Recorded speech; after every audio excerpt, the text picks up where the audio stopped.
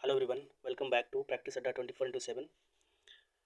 हम लुसेंट के बायोलॉजी को कंटिन्यू कर रहे हैं। अभी बिहार एसआई के एग्ज़ाम को ध्यान में रखते हुए लुसेंट के कंप्लीट बायोलॉजी ही नहीं बल्कि बायोलॉजी के बाद मैं फिज़िक्स लाऊंगा, फिर केमिस्ट्री के कंप्लीट सीरीज़ को लाऊंगा और इस तरह से हमारा जो साइंस का सीरीज़ है, लुसेंट के साइंस का सीरीज़, ये कंप्लीट हो जाएगा। और जब कंप्लीट होगा तो हम बिहार एसआई के 20 क्वेश्चन जो प्री एग्ज़ाम और मेंस एग्ज़ाम में पूछे जाते हैं उन सभी क्वेश्चंस को करने में सक्षम होंगे। मैं उम्मीद करता हूँ कि आपको ये सेशन पसंद आएगा। अगर आप चैनल पे नए हैं तो चैनल को सब्सक्राइब जरूर करें। बिना देरी के चलिए हम सेशन को स्टार्ट करते हैं। पहला पॉइंट है हमारा राइबोसोम, जिसे प्रोटीन का फैक्ट्री कहा जाता है, जहाँ पे प्रोटीन बनते हैं। ये बेसिकली 4 जगह में पाया जाता है। कोशिका द्रव्य में पाया जाता है, कोशिका के अंदर हरित लवक में पाया जाता है, माइटोकॉन्ड्रिया में पाया जाता है और एंडोप्लाज्मिक रेटिकुलम में पाया जाता है। ER means endoplasmic reticulum. ये 4 जगहों में राइबोसोम पाया जाता है। राइबोसोम को प्रोटीन फैक्ट्री भी कहते हैं। प्रोटीन जो बनता है उसकी विधि को ट्रांसलेशन विधि कहते हैं। ट्रांसलेशन मेथड द्वारा प्रोटीन बनता है।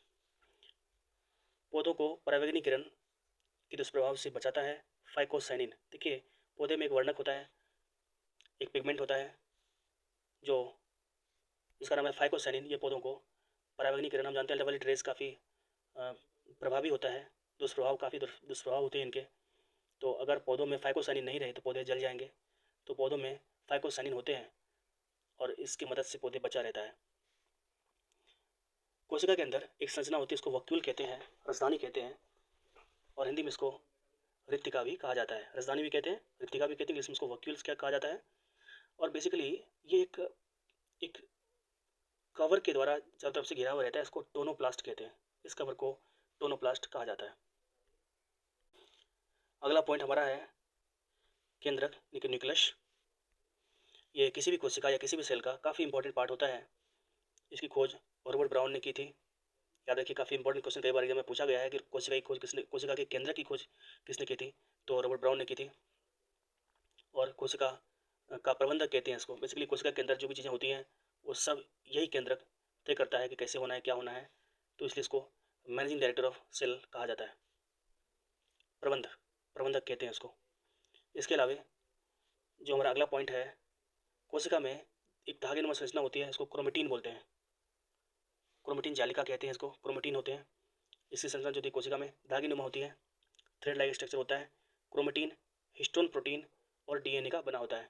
एग्जाम में काफ़ी बार पूछा गया है क्रोमेटिन किन का बना होता है, तो एक प्रोटीन और DNA का बना होता है। उस प्रोटीन का नाम है हिस्टोन प्रोटीन और DNA। गुणसूत्र 2 क्रोमेटिन से बने होते हैं। 2 क्रोमेटिन जब मिलते हैं कोशिका के अंदर तो गुणसूत्र बनता है। गुणसूत्र को क्रोमोसोम कहते हैं। इसके अलावा गुणसूत्र के अंदर गाढ़ा द्रव्य होता है, बेसिकली लिक्विड होता है, जो काफ़ी थिक लिक्विड होता है, इसको मैट्रिक्स बोलते हैं। गाढ़ा द्रव्य को जो कोशिका के गुणसूत्र के अंदर होते हैं उसको मैट्रिक्स बोलते हैं। 2 क्रोमेटिड जहाँ पे मिलते हैं उसको सेंट्रोमियर कहा जाता है। 2 क्रोमेटिड जहाँ पे मिलते हैं उसको सेंट्रोमियर कहा जाता है। अगला पॉइंट हमारा है जीन। जीन गुणसूत्र पर मौजूद होते हैं। जीन गुणसूत्र पर मौजूद होते हैं और DNA जीन के बने होते हैं। DNA किसके बने होते हैं? जीन के बने होते हैं और ये गुणसूत्र पर मौजूद रहते हैं जीन। गुणसूत्र को वंशागति का वाहक कहा जाता है। मतलब जो पीढ़ी दर पीढ़ी जो कैरेक्टरिस्टिक का आदान प्रदान होता है एक आदमी से दूसरे आदमी में, पिता से पुत्र में, तो वो गुणसूत्र के माध्यम से होता है। हालांकि इसकी छोटी इकाई जीन होती है, तो कहीं पे गुणसूत्र दिया रहता है, कहीं पे जीन दिया रहता है। DNA की बात करें, डाइऑक्सी न्यूक्लिक एसिड बोलते हैं DNA को। और DNA जो बना होता है वो पॉली न्यूक्लियोटाइड की बनी होती है। बेसिकली ढेर सारे न्यूक्लियोटाइड को जब मिलाएंगे तो DNA बनेगा।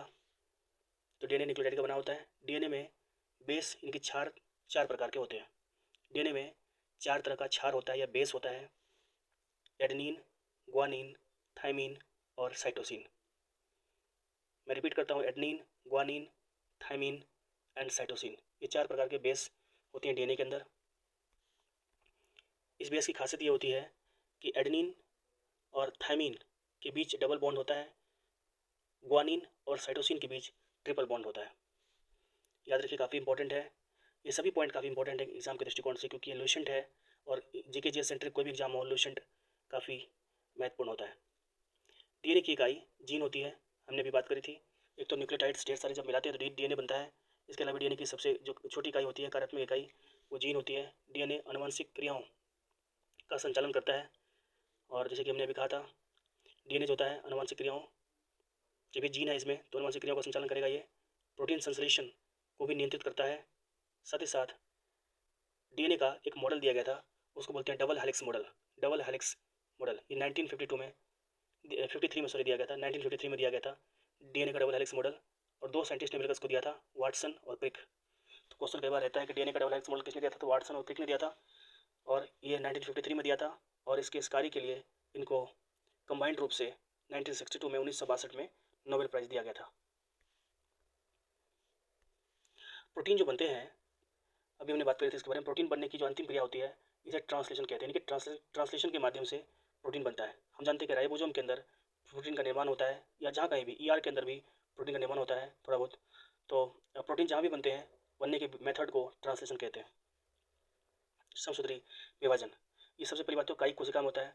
समसूत्री विभाजन की बात करें तो जो कैंसर, जो व्यक्तियों में जो कैंसर होता है, तो कोशिकाओं का अनियंत्रित समसूत्री विभाजन के थ्रू होता है। कोशिकाओं का जब अनियंत्रित समसूत्री विभाजन होता है कोशिकाओं में, तो उनसे कैंसर होता है। याद रखिए, समसूत्री विभाजन का जनक का नाम सर्वप्रथम जर्मनी के साइंटिस्ट नाम था वाल्थेर फ्लेमिंग। जर्मनी के साइंटिस्ट थे, इनका नाम वाल्थर फ्लेमिंग था। इन्होंने समसूत्री विभाजन को सबसे पहले देखा था। और इस प्रकार का विभाजन कई कोशिकाओं में होता है, जैसे कि ह्यूमन बॉडी, इसमें समसूत्री विभाजन होता है। और समसूत्री विभाजन में अनेक कोशिका जो जनक कोशिका होती हैं, जिसमें जो रिप्रोड्यूस करती हैं बेसिकली, जो टूटती हैं बेसिकली, वो दो संतति कोशिकाओं में टूट जाती हैं, डॉटर सेल में टूटती हैं। और इसकी सबसे छोटी अवस्था पाश्चावस्था कहलाती है, इसको एनाफेज कहते हैं। ये 2 से 3 मिनट की होती है, 2 से 3 मिनट में समाप्त हो जाती है। तो याद रखिए, जब समसूत्री विभाजन को हम पढ़ते हैं तो इसमें सबसे छोटी अवस्था देखी जाती है, और जब अर्धसूत्री विभाजन हम पढ़ते हैं तो इसमें सबसे बड़ी अवस्था देखी जाती है। समसूत्री विभाजन में सबसे छोटी अवस्था पाश्चावस्था होती है, इसको इंग्लिश में एनाफेज कहते हैं। ये 2 से 3 मिनट में समाप्त हो जाती है। जबकि जब हम अर्धसूत्री विभाजन पढ़ेंगे तो उसमें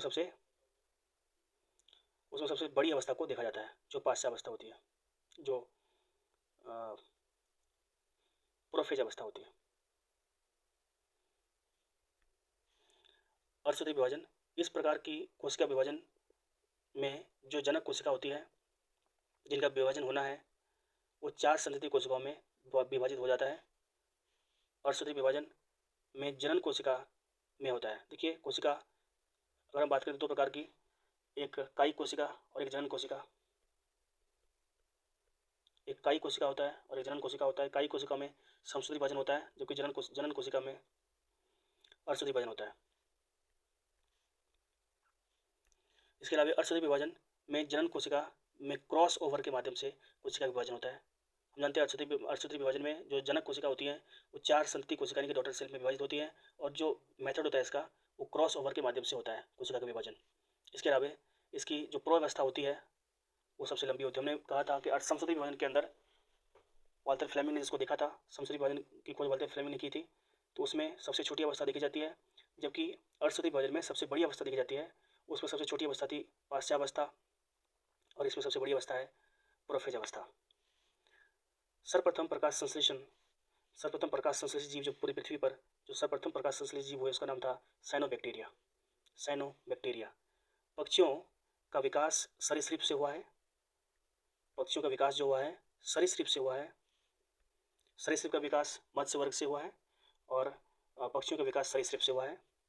उभयचर का विकास मत्स्य वर्ग से हुआ है। स्तनी वर्ग के जितने सारे जंतु हैं उसका विकास सरीसृप से हुआ है। पुस्तक फिलोसफिक जूलॉजिक बुक, कई बार एग्जाम में पूछा गया है, इंपॉर्टेंट क्वेश्चन है। जो बुक है फिलोसफिक जूलॉजिक बुक, उसको लेमार्क ने लिखा है। लेमार्क जिन्होंने जीव विज्ञान का पहली बार प्रयोग किया था, उनकी ये किताब है फिलोसफिक जूलॉजिक। इसके अलावा सतत विकास को लेमार्क ने समझाया था। जिराफ का एग्जाम्पल देखिए, इन्होंने बोला था कि जिराफ का गर्दन जो आज जितना लंबा है वो प्राचीन टाइम में, प्राचीन समय में उतना लंबा नहीं था, तो सतत रूप से प्रयास कर करके उन्होंने एक लक्षण को उपार्जित किया, अपने लक्षण को उपार्जित किया, जिनका अध्ययन को टोंटोलॉजी कहते हैं। तो उसको सतत विकास का नाम दिया लेमार्क ने। तो लेमार्क ने आगे समझाया कि जो उपार्जित लक्षण होते हैं उसके अध्ययन को टोंटोलॉजी कहते हैं। अगला दार्शनिक और वैज्ञानिक डार्विन थे, जिन्होंने डार्विनवाद दिया। इन्होंने विकास का सिद्धांत दिया और नेचुरल सिलेक्शन दिया।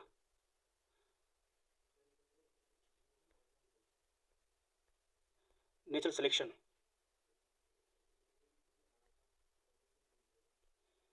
डार्विन ने नेचुरल सिलेक्शन का सिद्धांत दिया और विकास का सिद्धांत दिया, विकासवाद का सिद्धांत। और इन्होंने कहा कि किसी भी एटमॉस्फेयर में जो वहाँ पे एडॉप्ट कर जाता है वही वहाँ पे जीवित रह पाता है, अदरवाइज जो वहाँ पे एडॉप्ट नहीं कर पाता किसी एटमॉस्फेयर को, किसी विशेष प्रकार के वातावरण को, परिवेश को, वो वहाँ पे जीवित नहीं रह सकता। तो इसी परिप्रेक्ष्य में इन्होंने नेचुरल सिलेक्शन का सिद्धांत दिया और विकास का सिद्धांत भी दिया। ठीक है, डार्विन जो थे बेसिकली, उनके पास एक जहाज़ था, उसका नाम था बीगल, कई बार पूछा जाता है। और जो टापू, इनका आइलैंड था उनके पास, उसका नाम था गैलावेगस। अगला क्वेश्चन है उत्परिवर्तनवाद। उत्परिवर्तनवाद के सिद्धांत को ह्यूगो डी ब्रीज ने दिया था। उत्परिवर्तनवाद के सिद्धांत को ह्यूगो डी ब्रीज ने दिया था। देखिए, जीन के भीतर अनुक्रम आधार परिवर्तन को उत्क्रमण कहा जाता है। जीन के भीतर जब आधार का परिवर्तन होता है उसको उत्परिवर्तन कहते हैं। और उत्परिवर्तन की जो इकाई होती है उसको म्यूटॉन बोलते हैं। म्यूटॉन उत्परिवर्तन की इकाई को म्यूटॉन कहते हैं। उत्परिवर्तनवाद को म्यूटेशन भी कहते हैं क्योंकि इसकी इकाई म्यूटॉन होती है। और ये दिया था ह्यूगो डी ब्रीज ने। जीन की जो कार्यात्मक इकाई होती है वो सिस्ट्रॉन होती है। याद रखिए, जीन एक तो डीएनए जो होता है, डीएनए ये जीन का बना होता है, और जीन भी किसी का बना होता है, उसको सिस्ट्रॉन कहते हैं। इसको याद रखिए। इसके अलावा जो हमारा अगला पॉइंट है अनुवांशिकी, ये पूरा का पूरा जीन पर आधारित है। देखिए, सर्वप्रथम अनुवांशिकता शब्द का प्रयोग विलियम वाटसन ने किया था। इसको कहीं कहीं डब्ल्यू वाटसन भी बोलते हैं। W means William Watson. सबसे पहले अनुवांशिकता शब्द का प्रयोग किया था इन्होंने। और अनुवांशिकता का पिता ऑस्ट्रिया के एक साइंटिस्ट हैं, कई बार देश का नाम पूछा जाता है, ग्रेगर मेंडल सभी जानते हैं, जो कि ऑस्ट्रिया के साइंटिस्ट थे। उन्होंने अनुवांशिकता के पिता को कहा था क्योंकि उन्होंने मटर पर अपना शोध किया था। अब जीव जो होते हैं वो कई टाइप के होते हैं, 2 टाइप के बेसिकली होते हैं, फिनोटाइप और जीनोटाइप। जीवधारी के जो लक्षण प्रत्यक्ष रूप से दिखाई पड़ते हैं उनको फिनोटाइप जीव कहा जाता है, जबकि जीनोटाइप जो होते हैं बेसिकली वो जीन के बने होते हैं। जीवधारी के आनुवंशिक संगठन जो जीनोटाइप कहा जाता है, ये जीव जीन के बने होते हैं। ये जो होते हैं जीन के बने होते हैं, इसमें जीन के लक्षण दिखाई पड़ते हैं। अगला पॉइंट हमारा है लिंग संलग्नता की सर्वप्रथम विस्तृत व्याख्या मॉर्गन ने की थी। मॉर्गन नाम के साइंटिस्ट ने किया था। जीन संलग्नता की सर्वप्रथम व्याख्या मॉर्गन ने किया था। और लिंग संलग्नता पुरुषों में स्त्रियों से ज़्यादा पाया जाता है, और इसकी व्याख्या मॉर्गन ने किया था। गुणसूत्र की क्रोमोसोम्स की बात करें, गुणसूत्र का नामकरण वोल्टेयर ने किया था। गुणसूत्र का नामकरण वोल्टेयर ने किया था। और याद रखिए, वॉल्थेर फ्लेमिंग एक जर्मनी के साइंटिस्ट थे जिन्होंने समसूत्री विभाजन को देखा था। समसूत्री कोशिका में समसूत्री विभाजन जो होता है उनको सबसे पहले परिभाषित किया था वॉल्थेर फ्लेमिंग, जो जर्मनी के साइंटिस्ट थे। तो वॉल्थेर फ्लेमिंग से वॉल्टेयर को कंफ्यूज नहीं करना, क्योंकि वॉल्टेयर ने गुणसूत्र का नामकरण किया था। क्रोमोसोम को क्रोमोसोम कहा था। क्रोमोसोम में पाए जाने वाले आनुवंशिक पदार्थ को जीनोम कहते हैं, क्योंकि ये जीन के बने होते हैं। जीनोम गुणसूत्र पर ही पाए जाते हैं। जीन जो पाए जाते हैं वो जीनोम गुणसूत्र पर पाए जाते हैं। अगला पॉइंट हमारा जीन से है। देखिए, सर्वप्रथम जीन शब्द का प्रयोग जोहानसन ने किया था। यानी कि जीन शब्द को जोहानसन नाम के साइंटिस्ट ने दिया था। जीन की आधुनिक विचारधारा जो है एस बेंजर ने दिया था। एस बेंजर नाम के साइंटिस्ट थे। जीन की खोज की थी जोहानसन ने और इसका नामकरण किया था एस बेंजर। आधुनिक रूप से जीन का जो विचारधारा पेश किया एस बेंजर ने पेश किया। इसके अलावा एस बेंजर के अनुसार जीन की जो कार्यात्मक इकाई होती है, फंक्शनल यूनिट ऑफ जीन, या सिस्टोन। हम लोग पहले बात कर चुके हैं इसके बारे में। जीन भी जैसे डीएनए जीन का बना होता है, उस तरह से जीन भी सिस्टोन का बना होता है। और उत्परिवर्तन की इकाई म्यूटोन होती है। जीन की इकाई सिस्टोन होती है और उत्परिवर्तन की इकाई म्यूटोन होती है। कई बार एग्जाम में पूछा गया है। देखिए, पॉलीमरेज एंजाइम की खोज आर्थर कॉर्नबर्ग ने किया था। आर्थर कॉर्नबर्ग ने किया था पॉलीमरेज एंजाइम की खोज, और जिससे डीएनए का संश्लेषण होता है। देखिए, डीएनए इटसेल्फ जीन का बना होता है, लेकिन जहाँ पे संश्लेषण होता है डीएनए का, जिसके माध्यम से, जिसके थ्रू, वो होता है पॉलीमरेज एंजाइम। डीएनए जो होता है एक एंजाइम का बना होता है, एंजाइम के माध्यम से बनता है, एंजाइम से संश्लेषण होता है, इसका नाम है पॉलीमरेज एंजाइम। और डीएनए की इकाई होती है जीन। और इस पॉलीमरेज एंजाइम की खोज आर्थर कॉर्नबर्ग ने किया था।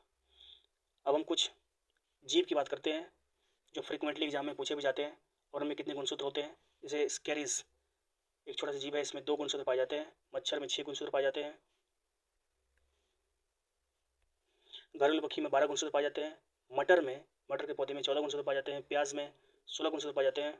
मक्का में 20 गुणसूत्र पाए जाते हैं। टमाटर में 24 गुणसूत्र पाए जाते हैं। मेढक में 26 गुणसूत्र पाए जाते हैं।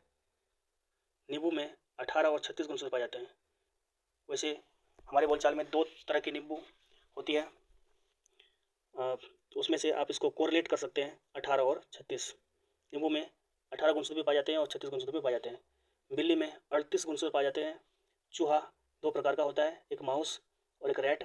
माउस में 40 गुणसूत्र पाए जाते हैं और रैट में 42 गुणसूत्र पाए जाते हैं। गेहूँ में 42 गुणसूत्र पाए जाते हैं। खरगोश में 44 गुणसूत्र पाए जाते हैं। मनुष्य में 46 गुणसूत्र पाए जाते हैं। लेकिन चिंपैंजी की बात करेंगे, जिनसे मनुष्य का विकास हुआ है, उसमें 48 गुणसूत्र पाए जाते हैं। आलू में 48 गुणसूत्र पाए जाते हैं। जैसे हमने अभी बात करी थी चिंपैंजी में 48 गुणसूत्र पाए जाते हैं। तंबाकू में 48 गुणसूत्र पाए जाते हैं।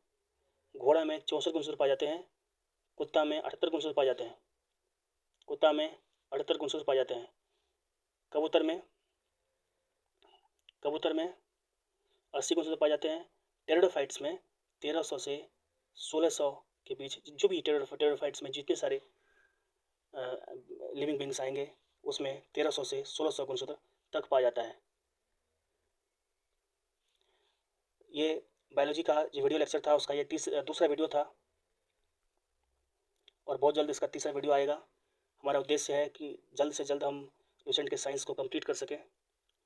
हमारा प्रयास यदि आपको अच्छा लगता है और लगता है कि किसी भी एग्ज़ाम में आपके लिए हेल्पफुल साबित होगा, तो हमारे चैनल को जरूर सब्सक्राइब करें। Thank you for watching the video.